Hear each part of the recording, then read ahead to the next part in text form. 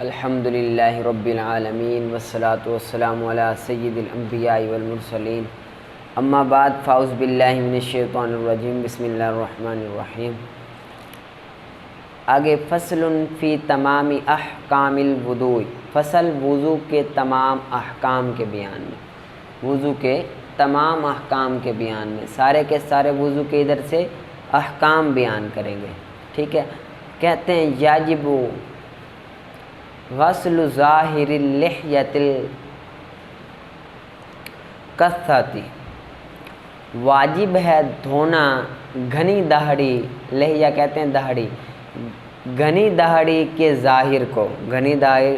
داڑھی کے ظاہر کو دھونا واجب ہے، فی اصح ترین قول میں ما یفتیٰ بہ، جس کے ساتھ فتویٰ دیا گیا ہے۔ داڑھی اگر زیادہ داڑھی ہو، گھنی داڑھی ہوتی ہے نا جن کی، ان کے ظاہر کو دھونا یہ واجب ہے، ظاہر کو دھونا واجب ہے، جلد تک پانی پہنچانا واجب نہیں ہے۔ اور واجب ہے پانی کا پہنچانا خفیف داڑھی، تھوڑی داڑھی کی جلد تک، تھوڑی داڑھی کی جلد تک، جس طرح میری داڑھی ہے نا تھوڑی داڑھی ہے، اس کی جلد تک پانی کا پہنچانا واجب ہے وضو میں، ٹھیک ہے۔ اور نہیں ہے واجب پانی کا پہنچانا الی المسترسل من الشعر عن دائرۃ الوجہ، چہرے بالوں سے چہرے کے دائرے سے جو بال نکلے ہوئے ہوں ان کی طرف پانی کا پہنچانا واجب نہیں ہے۔ پیچھے سے ترجمہ کریں،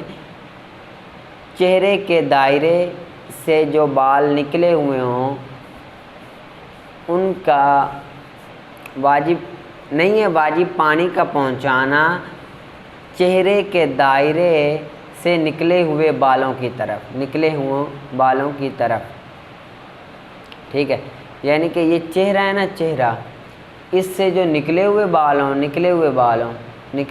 چہرے سے نکلے ہوئے بالوں ان تک پانی کا پہنچانا یہ واجب نہیں ہے، ٹھیک ہے۔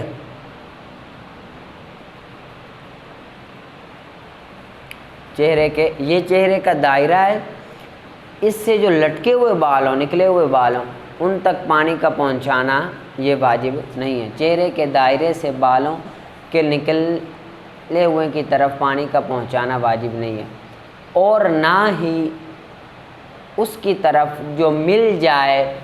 شفتین، دونوں ہونٹوں کے عند الانضمام، ملنے کے وقت، دونوں ہونٹوں کے ملنے کے وقت جو چیز چھپ جائے اس تک پانی کا پہنچانا واجب نہیں، اور نہیں ہے جو چھپ جائے دونوں ہونٹوں کے ملانے کے وقت اس تک بھی پانی کا پہنچانا واجب نہیں ہے۔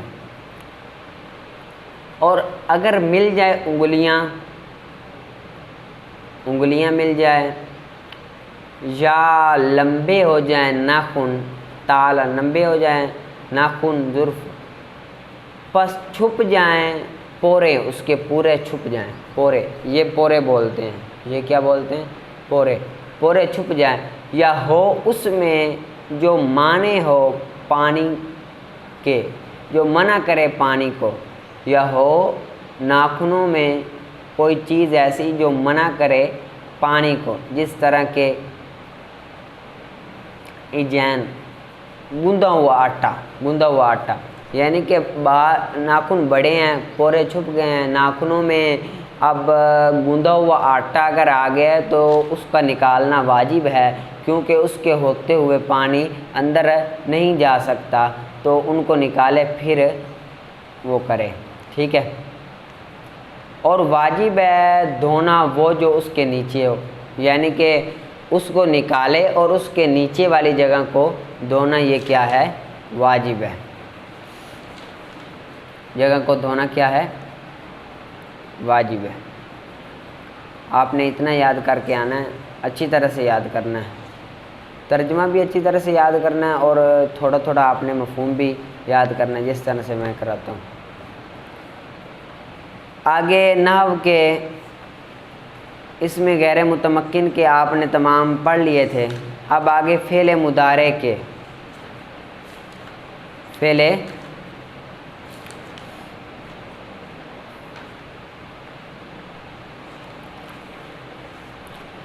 مضارع کے بھی 3 اعراب ہیں، فعل مضارع کے بھی 3 اعراب ہیں، فعل مضارع کے کتنے اعراب ہیں؟ 3 اعراب ہیں، رفع، نصب، جزم اور جزم۔ رفع، نصب اور جزم، فعل مضارع کے کتنے اعراب ہیں؟ 3 اعراب ہیں، رفع، نصب اور جزم۔ فعل مضارع کے اعراب کے اعتبار سے 4 قسمیں ہیں، فعل مضارع کے اعراب کے اعتبار سے 4 قسمیں ہیں، فعل مضارع کی اعراب کے اعتبار سے 4 قسمیں۔ پہلی صحیح، وہ مضارع جس کے آخر میں حرف علت اور نون اعرابی نہ ہو، اس کو صحیح کہتے ہیں۔ صحیح وہ فعل مضارع جس کے آخر میں حرف علت اور نون اعرابی نہ ہو، اس کی حالت رفع دمہ سے، اس کی حالت رفع دمہ سے، حالت نصبی فتح سے،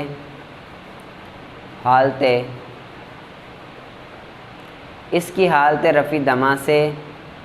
حالت رفع دمہ سے، حالت نصبی فتح سے، حالت نصبی فتح سے، اور حالت جزمی سکون سے آتی ہے، اور حالت جزمی سکون سے آتی ہے، اور حالت جزمی سکون سے آتی ہے۔ جیسے ہوا یضربو، ہوا یضربو، لن یضربا، لم یضرب، لن یضربا، لم یضرب، ٹھیک ہے۔ دوسری قسم ہے ناقص واوی یا یائی، ناقص واوی یا یائی، ناقص واوی یا یائی، وہ مضارع جس کے آخر میں واو یا یا اور نون اعرابی نہ ہو، وہ مضارع جس کے آخر میں واو یا یا ہو اور نون اعرابی نہ ہو، وہ مضارع ناقص واوی یا یائی، وہ مضارع جس کے آخر میں واو یا یا ہو اور نون اعرابی نہ ہو، نون اعرابی نہ ہو، اس کی حالت رفع دمہ تقدیری سے، حالت رفع دمہ تقدیری سے، حالت نصبی فتح لفظی سے، حالت نصبی فتح لفظی سے، اور حالت جزمی حذف لام سے آتی ہے، اور حالت جزمی حذف لام سے آتی ہے، اور حالت جزمی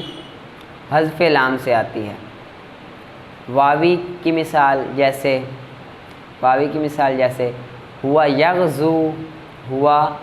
یغزو، لن یغزوا، لن یغزوا، لم یغزو، ہوا یغزو، لن یغزوا، لم یغزو۔ یائی کی مثال جیسے ہوا یرمی، ہوا یرمی، لن یرمیا، لن یرمیا، لم یرمی، ہوا یرمی، لن یرمیا، لم یرمی۔ تیسری قسم ہے ناقص الفی، تیسری قسم ہے ناقص الفی،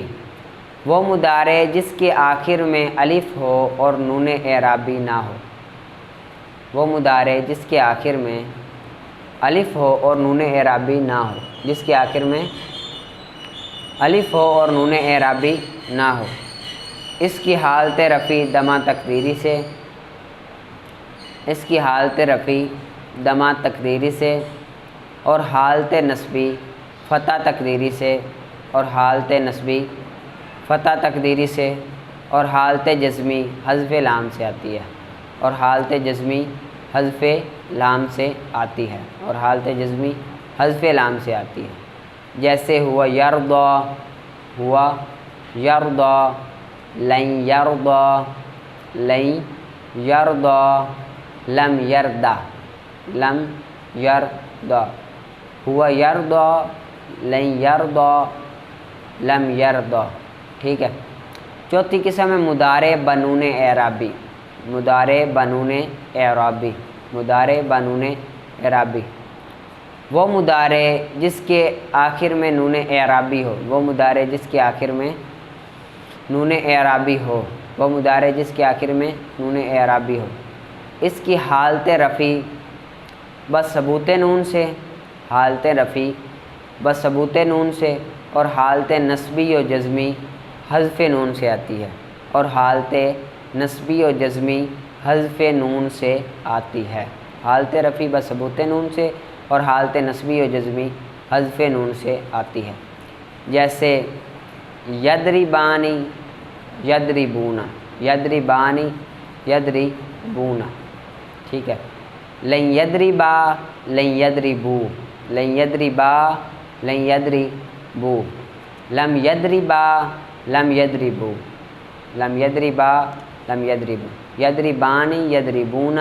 لن یضربا لن یضربو، لم یضربا لم یضربا، ٹھیک ہے۔ آپ نے اچھی طرح سے یاد کرنا ہے۔ آگے اسم موصول کا قاعدہ نمبر 1، اسم موصول کا قاعدہ نمبر 1، اسم موصول کا صلہ ہمیشہ جملہ ہوتا ہے، اسم موصول کا صلہ ہمیشہ جملہ ہوتا ہے۔ ہاں اگر اس میں فاعل اور اس میں مفعول پر الف لام آ جائے،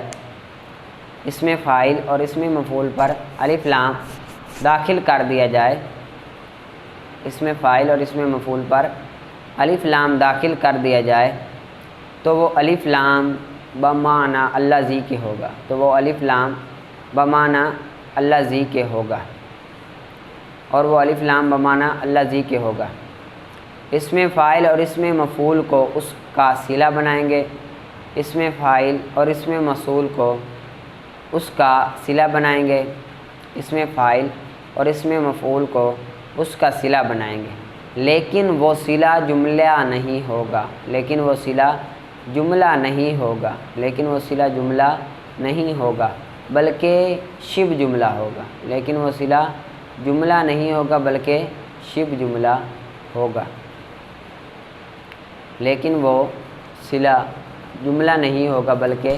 شبہ جملہ ہوگا۔ جیسے الذی یرا، جیسے الذی یراکا، الذی یراکا، اور الذی هو الاوثان، الذی هو الاوثان، اس میں فاعل اور مفعول کی مثال، اس میں فاعل اور مفعول کی مثال،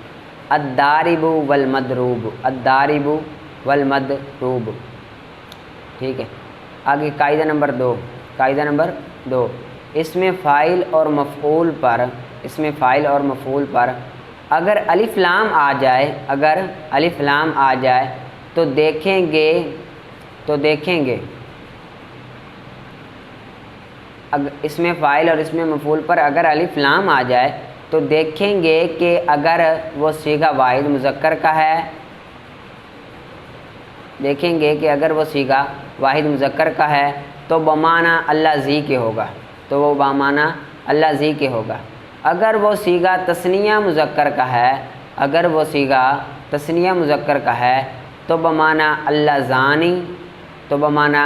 اللہ زانی اور اللہ زینی کے ہوگا، اللہ زانی اور اللہ زینی کے ہوگا۔ اگر وہ صیغہ جمع مذکر کا ہے، اگر وہ صیغہ جمع مذکر کا ہے تو بمعنی اللہ زینہ یا الاولا کے ہوگا، اگر وہ صیغہ جمع مذکر کا ہے تو بمعنی اللہ زینہ یا الاولا کے ہوگا۔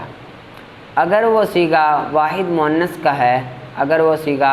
واحد مؤنث کا ہے تو بمعنی اللہ تی کے ہوگا، اگر وہ صیغہ واحد مؤنث کا ہے تو بمعنی اللہ تی کے ہوگا۔ اور اگر وہ صیغہ تثنیہ مؤنث کا ہے تو بمعنی اللہ تانی کے ہوگا، اگر وہ صیغہ تثنیہ مؤنث کا ہے تو بمعنی اللہ تانی کے ہوگا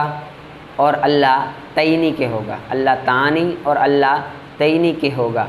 اور اگر وہ صیغہ جمع مؤنث کا ہے، اگر وہ صیغہ جمع مؤنث کا ہے تو بمعنی اللاتی اور اللواتی کے ہوگا، تو بمعنی اللاتی اور اللواتی کے ہوگا، جیسے الضارب، الضاربانی، الضاربون، ٹھیک ہے۔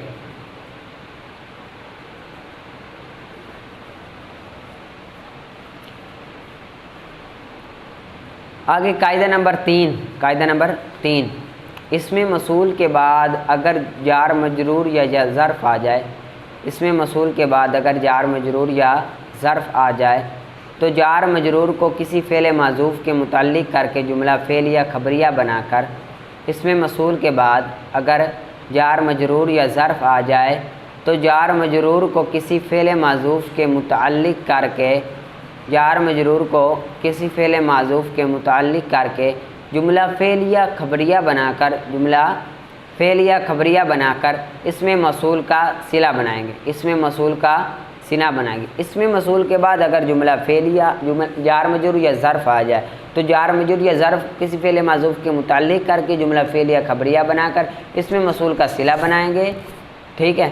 جیسے ما بہل اجتناب اگر ظرف ہو تو اس کو مفعول فی کسی فعل معذوف کا بنا کر جملہ فعلیہ خبریہ بنا کر اس میں مصول کا صلہ بنائیں گے۔ اگر ظرف ہو تو اس کو مفعول فی بنا کر کسی فعل معذوف کا اگر ظرف ہو تو اس کو مفعول فی کسی فعل معذوف کا بنا کر جملہ فعلیہ خبریہ بنا کر اس میں مصول کا صلہ بنائیں گے، جیسے ما بعدہا، ٹھیک ہے۔ آگے قاعدہ نمبر 4 اس میں مصول کے بعد اگر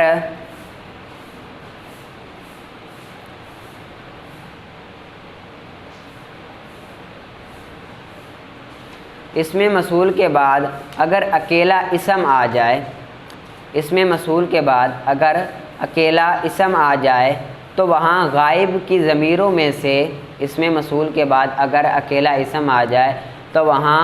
کی ضمیروں میں سے کوئی مناسب ضمیر نکالیں گے اور اس ضمیر کو مبتدا بنائیں گے اور آگے جو اسم ہے اس کو خبر بنائیں گے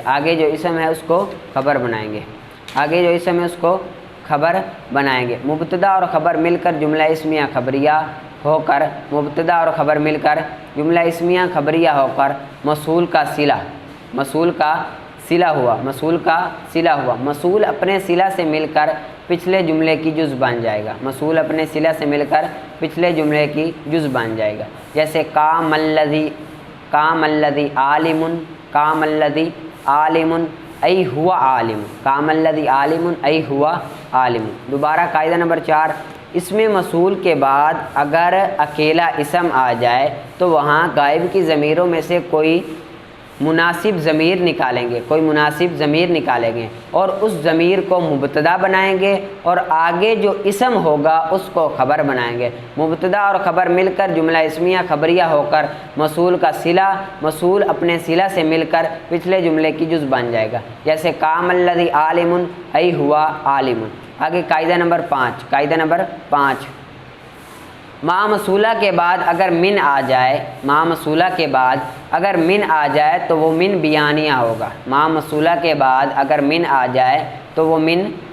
ہوگا، جیسے وما تفعلوا من خیر،